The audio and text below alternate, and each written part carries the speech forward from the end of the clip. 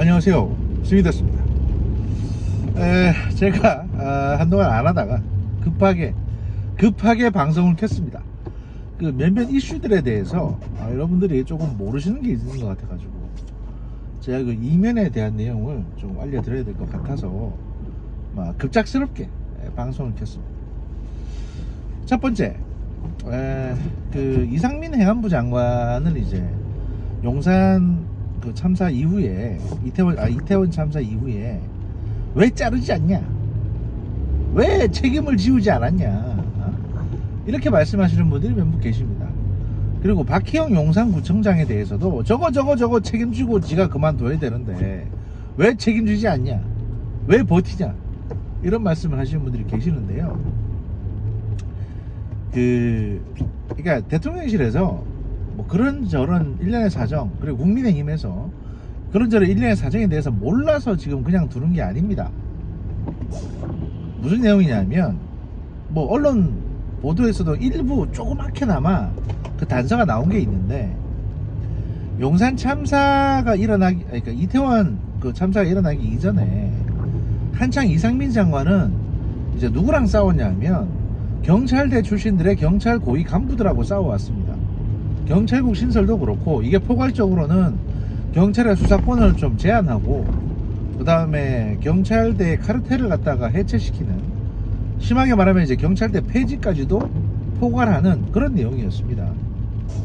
이상민 장관 같은 경우는 그 윤석열 정부 캠프에서도 이제 인사, 그 다음에 이제 그 사법행정, 사법개혁, 이런 것들을 주로 이제 설계를 했기 때문에 그 경찰의 어떤 그 공고한 카르텔화, 이게 이제 경찰대에서 문제가 시작된다고 보고, 그 경찰의 인사적체 이런 것들도 경찰대 출신이 대학 졸업해가지고 바로 그냥 경위 다는 거, 이러면 순경 출신은 한 20년 해야 경위 달 수 있는데, 이런 부조리한 것들을 가급적이면 좀 없애자 라고 해서 이제 인사를 갖다 대대적으로 개편하려고 했던 사람이에요.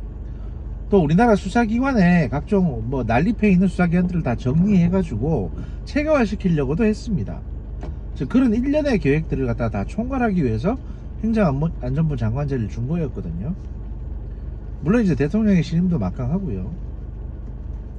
근데 이태원 참사가 터졌습니다. 사실 이태원 참사는 그 예를 들어서 이태원의 뭐 할로윈 축제가 이제 정식적으로 등록이 되고 관리되는 거였으면 조금 더 책임이 강하다고 할 수 있습니다만, 여러분 착각하시는 게 있는데, 할로윈은 그 이태원 참사가 일어난 당일이 할로윈이 아닙니다.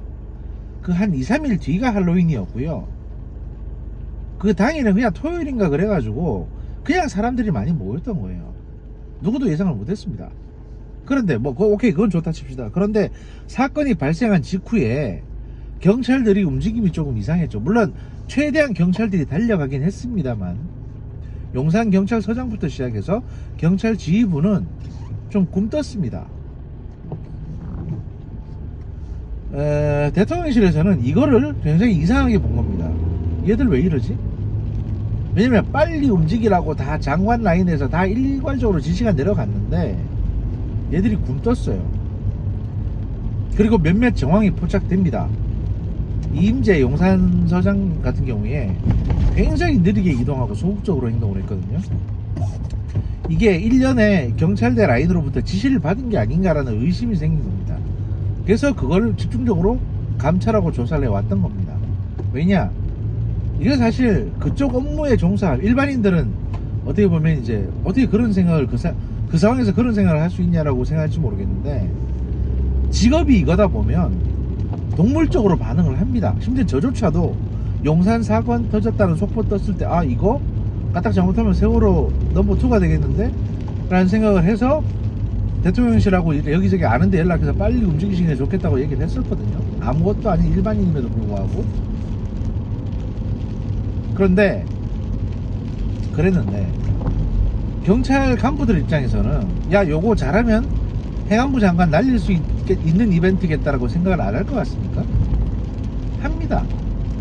그게 그 사람들 지적인 능력이에요. 동물적인 본능이고. 그래서 이것들이 그런 조치를 취한 게 아니야.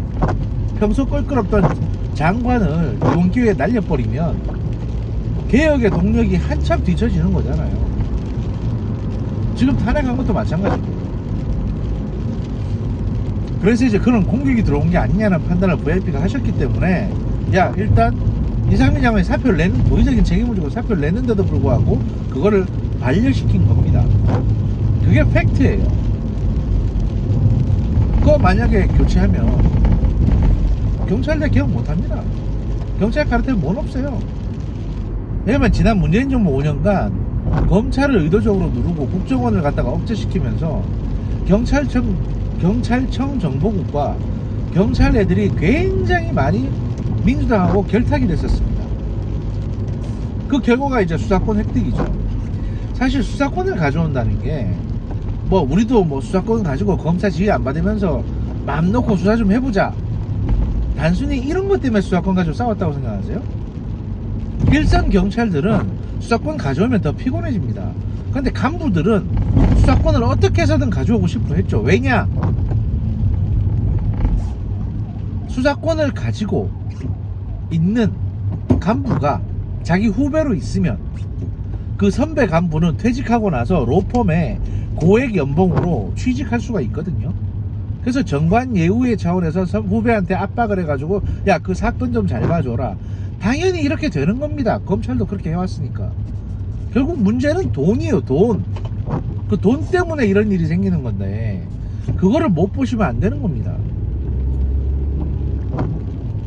그런 것들을 위해서 민주당하고 결탁해 왔던 애들이 요번 기회에 야, 사람 많이 죽었으니까 좀 더 죽게 내버려 둔 다음에 사망자 규모를 키워가지고 행안부 장관 날리자, 이런 판단을 안 했을 것 같냐고요. 나도 하는데, 나 같은 아무런 것도 아닌 사람조차 하는데 걔들이 안 했겠습니까? 첫 번째 그거 하나 있고, 두 번째 용산구청장은 사실 잘못한 게 맞습니다.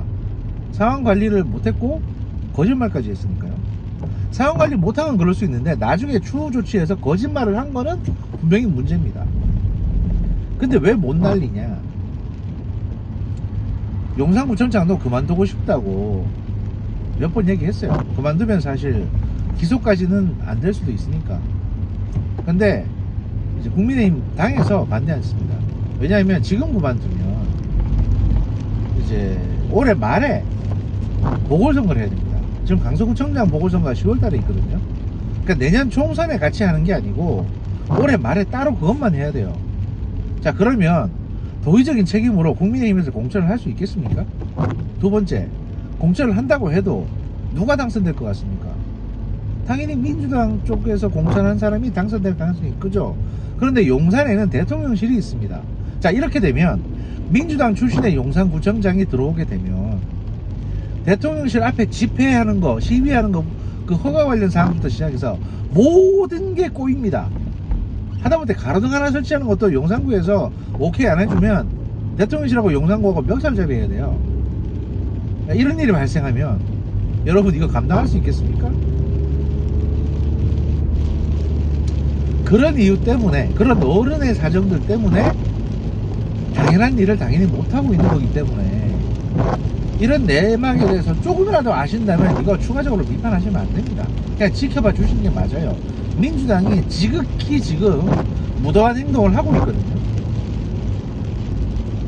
용산구청장 집무실에 찾아가서 소복 입고 몰려가서 떼쓰는 유가족들, 그리고 그 뒤에 있는 민주당 애들, 이거 이런 속내 없어서 저러는 거 아닙니다. 그리고 민주당, 그러니까 유가족들 입장에서는 민주당 출신이 용산구청장이 되면 뭐라도 좀 더 얻으시겠죠. 돈이라도. 그러니까 저러는 겁니다. 다른 거 없어요. 아까도 그렇고 지금도 그렇고 다 포인트는 돈입니다.